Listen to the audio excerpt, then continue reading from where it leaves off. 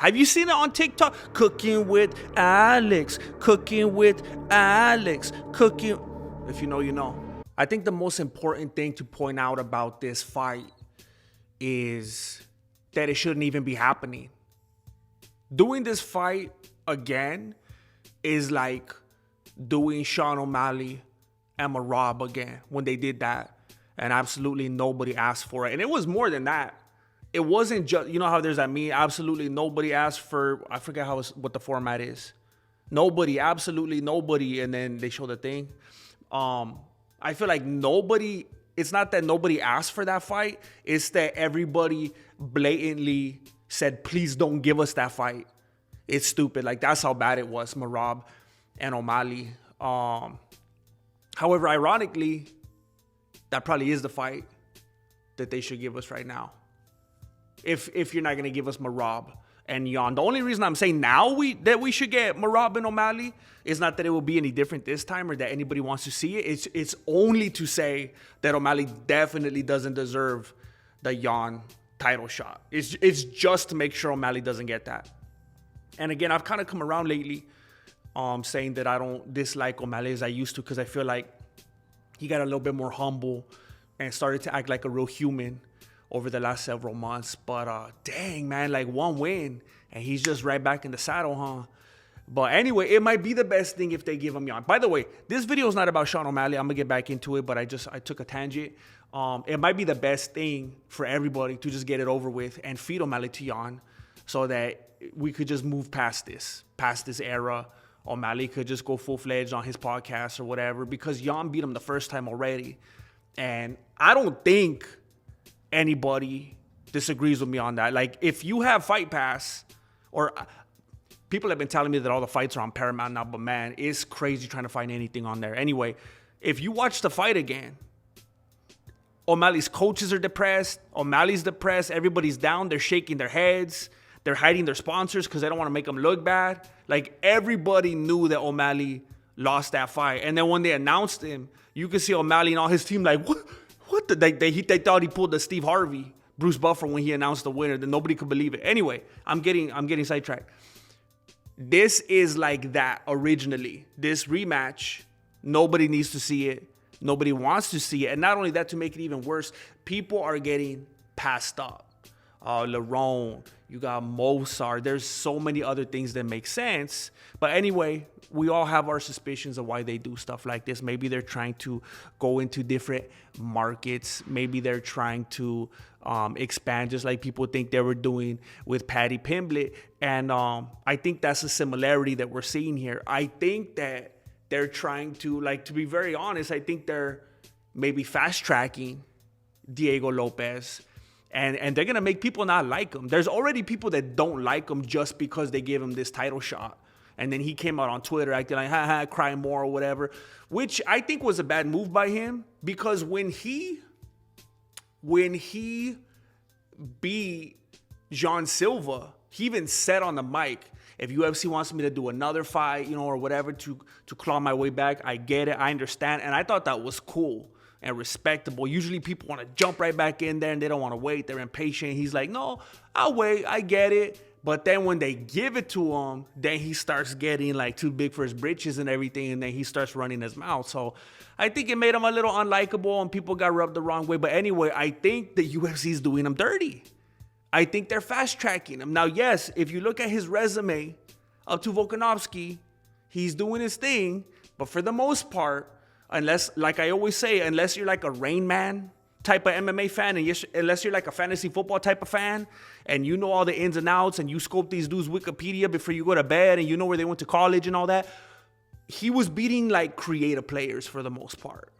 He was doing his thing. He was getting his victories early. He was getting them definitively and this and that. But then you get to people like Volkanovski, and that's where, the boys are cut from the man. And I just want to say real quick, because before I move on to all the details, I know that there's a lot of people that will look at this fight in the most basic way, as if the first fight never happened, by the way. And the first thing that they're going to comment on is Volkanovski being old. which is ridiculous, which was a narrative that we had with Gaethje and Pimblett. And Gaethje and Pimblett's age difference is the same as Volkanovski and Lopes, by the way. In case anybody forgot, in case that was too long ago, I'm going to remind you, it's the same age difference. That's one of the biggest things that people were talking about with Gaethje. So now that we've taken care of that, also I want to address it's not only the age. I feel like that's combined with what happened with Volkanovski recently. A lot of people bring up the first Makhachev fight, the second Makhachev fight, and then an Ilya fight. And that was all, in a tight enough window of time that it just seems very significant. But that's a significant thing for another reason to consider, that it was so tightly packed in. Those fights shouldn't have happened when they happened. And that wasn't Volkanovski being a bad fighter. That was him being a bad decision maker outside the cage, being a bad businessman. I don't know if he doesn't have. I mean, look, I'm not hiding it. Volkanovski is my favorite fighter. He's my favorite active fighter, and I'm super biased for sure. And I'll be as objective as I can, but he's my favorite fighter.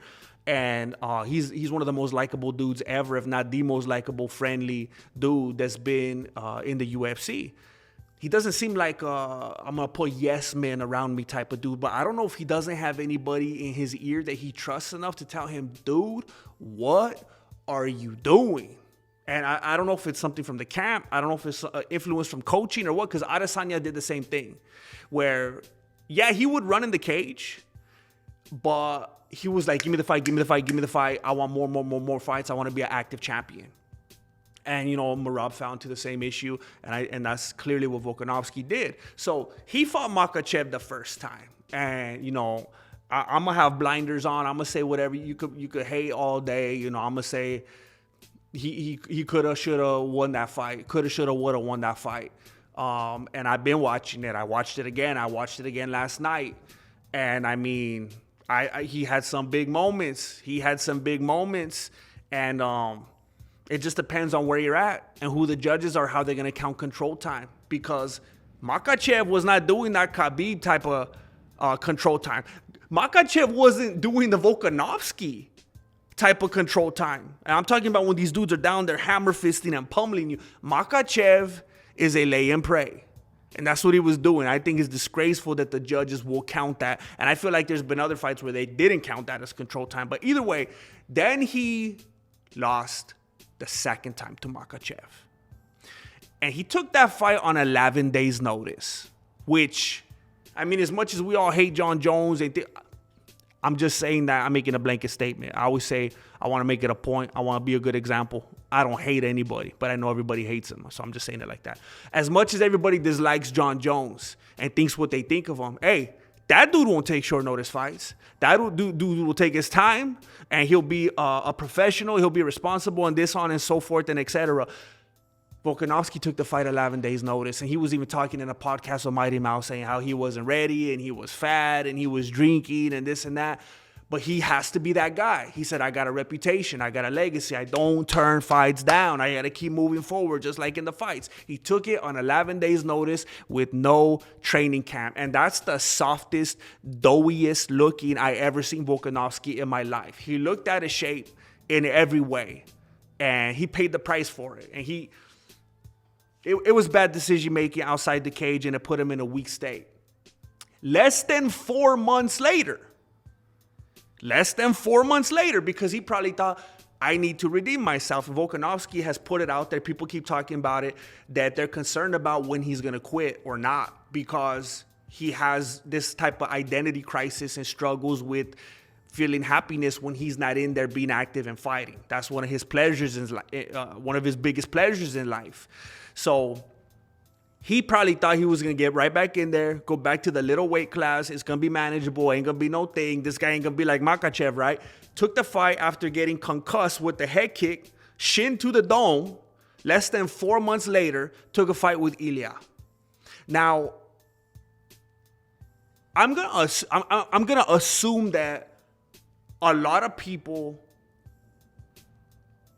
saw the fight, maybe initially, and probably never watched it again. Now, I know there's some of you right now shaking your heads. You're like, I watched it 7.5 times, bro.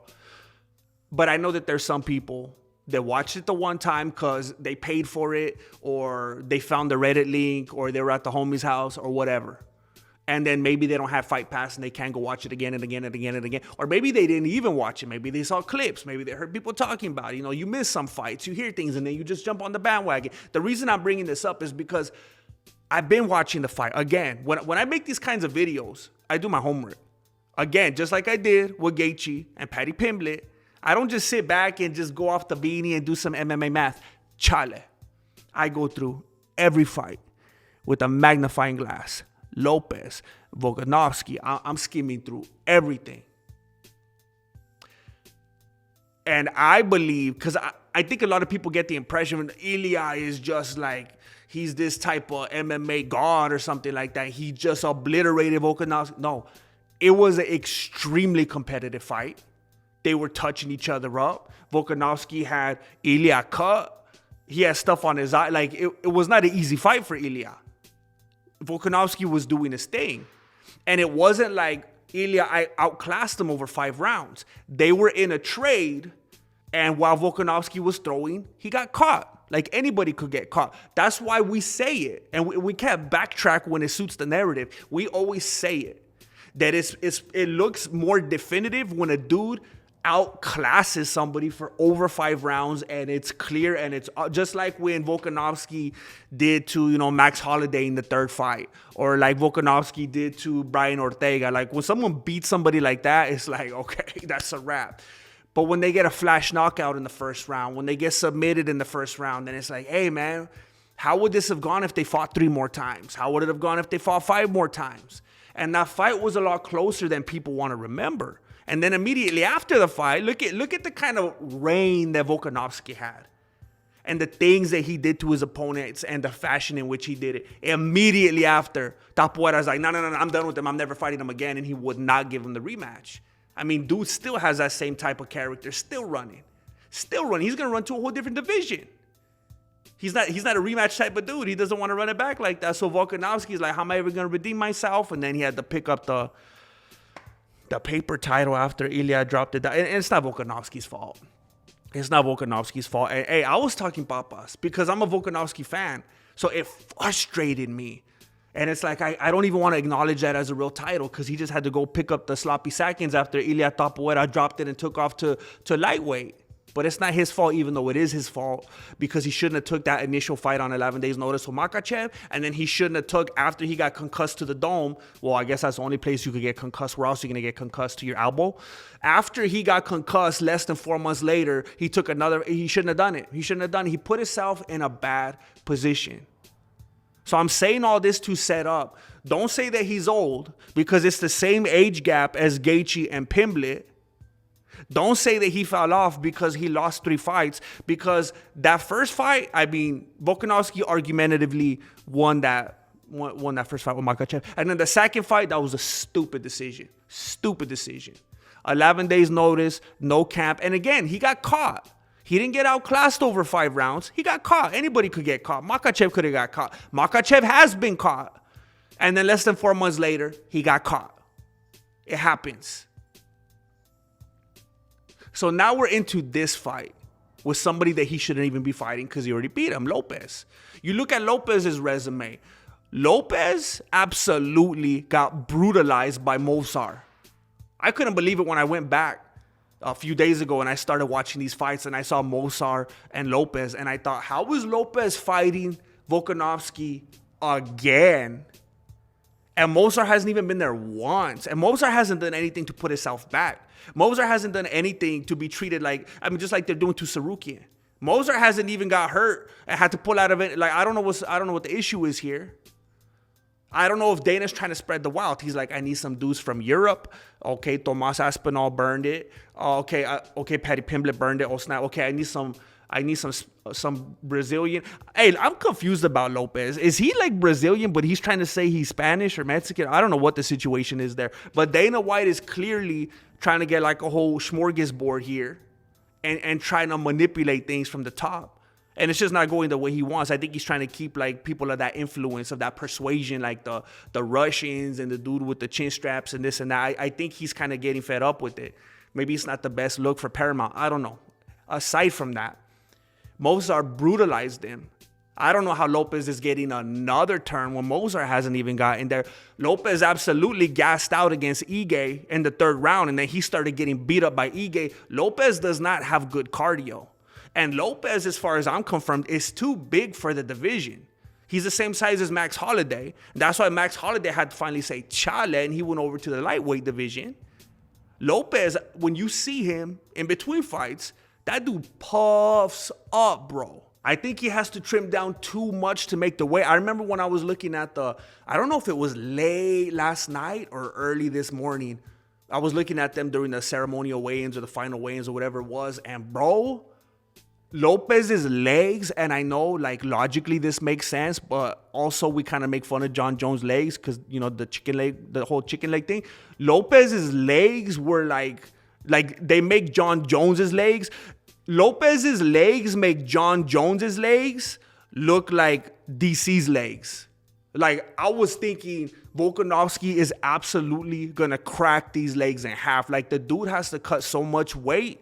He just looks like someone that you would put on a poster so that you could send some money to their land to feed them. Like, Lopes does not look like he puts his body in a good position to go up against someone like Volkanovski. I feel like Lopes on every outing basically has to do to himself something that's not responsible, kind of along the lines of what Volkanovski did when he fought Makhachev the second time and when he fought Ilya.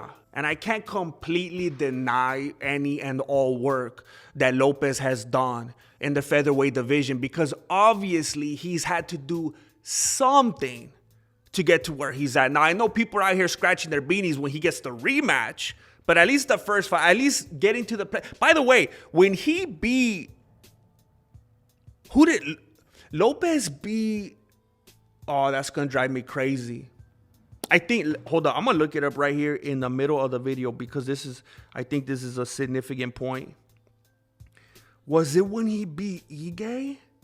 No, it had to be Ortega. I can't remember exactly. Lopes was ranked like number 12 or something stupid like that. He was like way back there. And then he beat, I think, Ortega and went all the way to like 3. Like they clearly did the Paddy Pimblett. They clearly did the Paddy Pimblett template to him. And it's not fair to Lopes because he should have had more time to develop as a fighter. And the way that he got to where he got was because of his hands. He does have some dangerous hands, but in my opinion, he's got some of those Dustin Gaethje hands where it's just like, and you know what? I should be a little kinder to Gaethje. I feel like I will never remember Trevor Whitman. I finally got it. I feel like Trevor Whitman has done good by Gaethje, and he has taught him how, at least every once in a while, to punch on a straight line. And I feel like Lopes goes in there kind of like Rosenstrike, just haymaker, haymaker, haymaker, haymaker. And you're able to get away with that with certain people. And there's enough juice, there's enough power behind it that you could put people out with that. But Volkanovski is built different. And I don't say that to, you know, sound like I watch too much TikTok. I'm saying that like quite literally, like in case you forgot, Volkanovski used to weigh 285 pounds when he was playing rugby. So he's just got that, I don't know how to describe it. It's like once you were there, it's like you always somehow, like you could feel that strength within you. Even if you cut down, it's like because you were once that person and you were able to channel that type of strength, it's like he still got that in him. And when Lopes hits Volkanovski, it doesn't land the same. It doesn't affect him the same as when Lopes was doing it to other dudes. And also, Volkanovski is not always there. Volkanovski has fantastic mechanics and body awareness. He moves around it. And by the way, one thing that I forgot to mention, I believe because Volkanovski typically has a pretty fantastic chin, because he did take some shots from Lopes. He did take some solid shots from Holiday. He's taken shots from people. He took some from Ortega. But I think he went out the way he did against Ilya because he hadn't fully recovered from the Makhachev thing, because he was pretty badly concussed from that.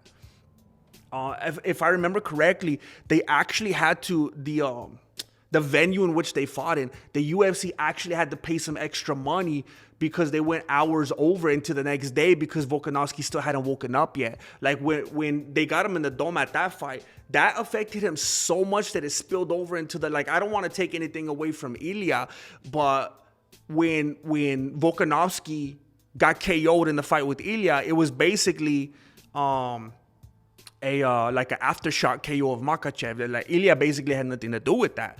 Anyway, I said I'm a little biased, but I'm not gonna let it affect my objectivity and my overall pick. So anyway, Lopes isn't able to do to Volkanovski what he was doing to other dudes in the division because Volkanovski is just built differently. He's got a special kind of strength and he's smart with the way he moves around. There's two things. There is the two keys to victory for Lopes always. Those dangerous haymakers, which again, I don't know if this dude is aware of a straight line.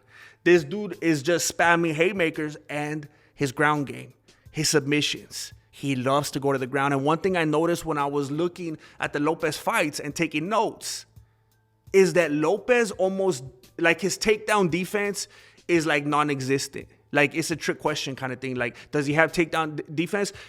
No, not yet. No, but here's what he does. When you try to take him down, he just embraces it. He just pulls guard because that's where he wants to be. That's where he lives. But he did not want to do that with Volkanovski. I never saw Lopes fight against takedowns like he does against Volkanovski. It's crazy. Anytime someone else tried to take him down, it's party time. It's like if everything he was doing was just to try to get them to do that one thing, and then it was green light. And when Volkanovski would do it, he was fighting for his life to stay on his feet. So it's like the two keys to victory that Lopes has, they don't exist with Volkanovski. Because the way that Lopes just swings haymakers, Volkanovski knows exactly what to do with that, how to stick and move and how to play that game. He trains with Adesanya. And then two, Lopes going down to the ground with someone and choking him, he knows that Volkanovski is going to get on top and ground and pound him. So Lopes said, chale. And something that's pretty self-sabotaging with Diego Lopes. And I haven't heard anybody else talk about this, which I think is crazy, but there was a very interesting stat from their first fight, and it affects his other fights as well. I saw him doing it from his first fights, but specifically in the Volkanovski match. So clearly Volkanovski had more strikes, more significant strikes, more damage, and so on and so forth, and etc. But Diego Lopes had the most significant strikes landed to his Adam's apple. I don't know if you've seen his thing. This dude touches his Adam's apple more than Dustin Poirier pulls on his trunks. Diego Lopes touches his Adam's apple more than Mike Tyson bites on his pudgy glove. Diego Lopes touches his Adam's apple more than Nina Drama touches. This is a family show. I kind of want to say that Diego Lopes is similar to Max Holloway, but I don't want to disrespect Max Holloway because it's not even there. Here's the thing with Diego Lopes. He's clearly above like the vast majority of the division, right? But he can't beat the champ. It was the same thing with Max Holloway. Leaps and bounds above the rest, but sometimes you just have that guy there. Sometimes you have a Volkanovski. Sometimes you have a Khabib Nurmagomedov. It's just like the Beach Boys trying to dethrone the Beatles. It's like, I'm sorry, dudes. You were born in the wrong place at the wrong time. If it would have been like an alternate universe, you could have had your moment. But I mean, I'm sorry. Something that they could do for Diego is maybe bring in a BMF title. Max went up a weight class and he's doing this thing there now with the BMF title because again, bro. And I know at least he got to experience the blessed era. Unfortunately, Max now is in the stressed era. But at one time he was in the blessed era. He did his thing, but now he has kind of demoted to that bridesmaid position. So now he's in a different weight class with the BMF. Maybe Lopes could have his run in the featherweight division with the BMF title. So what happens when Volkanovski wins this fight? There's a few different things that happen, but if I have to bank on something, because there's been talks that Arman Tsarukyan is like, hey, I'm going out here on all these side quests. I'm collecting all these Infinity Stones, and I think it's hilarious. There's a part of me that's starting to think that him and Dana White are actually best friends behind the scenes, because Dana White has to be an idiot if he's still holding firm to this, not realizing how ridiculously it's backfiring. It's making everybody absolutely love Arman more than they would have if he would have just got the title shot in the first place, far more. And again, I've said it before, he's going to be the most decorated ever lightweight champion by the time he gets there. But Arman was talking about going down and trying to get the featherweight strap. And I was very frustrated with some of the feedback that I was hearing from a lot of people in the community. How is Arman going to go down there and do that? He can't even make weight at lightweight. Bro, that's such that's such propaganda. That's just like Dana White's in their pockets when they say that. I don't even know if they realize what they're doing and how they're just perpetuating that Dana White power. It's crazy. That's a Dana narrative. And so they're using that to say, oh, he can't go to a lower one because he's a dude that can't cut weight. Well, yeah, if he's injured. Anyway, he's talking about going down and fighting at featherweight. But that fight makes no sense for Volkanovski right now because he's somebody that's talking about legacy all the time and money, making money. And before I move on with that, I think that the gist of what people are responding with when it comes to Tsarukyan and Volkanovski, as far as I could, and look, Volkanovski and Tsarukyan are probably my two absolute favorite active fighters right now. Probably number 1 and 2. So this isn't easy for me to say. But I tend to believe that Volkanovski would beat him because of, look at how the first fight with Makhachev looked with Volkanovski. I think it's disrespectful for people to write off Volkanovski in that matchup. But again, talking about legacy and making money and providing for his family, I think the biggest thing that Volkanovski could do, and I feel like it would make sense because I think what the UFC is going to do is they're going to try to offer the winner of, I told you this weeks ago, they're going to try to offer the winner of Charles Oliveira and Max Holloway to Tsarukyan to further humiliate him and give him a fake title and keep him busy there. Doesn't have to cut weight. Might be tempting for him. Might be extra money because it's a title, even if it's a fake title. I think what's most likely for Volkanovski, because he has talked about for years wanting to go up and get a lightweight strap. And I think it's very, very, very, very more than possible for him to go up and take the strap from Gaethje at the White House. Now, I know there's been different people thrown out there that Gaethje could fight at the White House. Is Ilya going to come back in time? Is it going to be Tsarukyan? Is it going to be Conor McGregor? I've brought it up because people are talking about Conor McGregor and Gaethje at the White House. I want to see Conor McGregor and Israel Adesanya at the White House, and I'm not going to stop talking about it, and I think I'm going to make a video about that. There's several decent matchups for Conor McGregor at the White House. But as far as Volkanovski, he's been wanting to come up. He's been wanting to get that strap. He wants to have his redemption. Somebody needs to fight Gaethje. And Ilya's still playing. Did you guys all see it? Did you see on Georgina's stories? I think it was early this morning. Ilya Tapuera's in the background. They're chilling. Break up to make up. That's all they do. Didn't I tell you guys that maybe this was all a long con? It was all a ruse between Ilya and Georgina, creating all this drama to make it look like he was heartbroken. He was going through the legal process and this and that so that he could run and have it look legit on paper so that he wouldn't get any flack from anybody. And then we catch him chilling on Instagram stories. I have a feeling Ilya's still not going to want to come back and fight at the White House. Have you heard of Cooking with Volkanovski?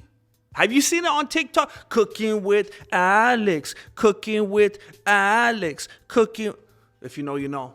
Cooking with Volkanovski. I think for his next dish, that fool's going to spit roast Gaethje at the White House.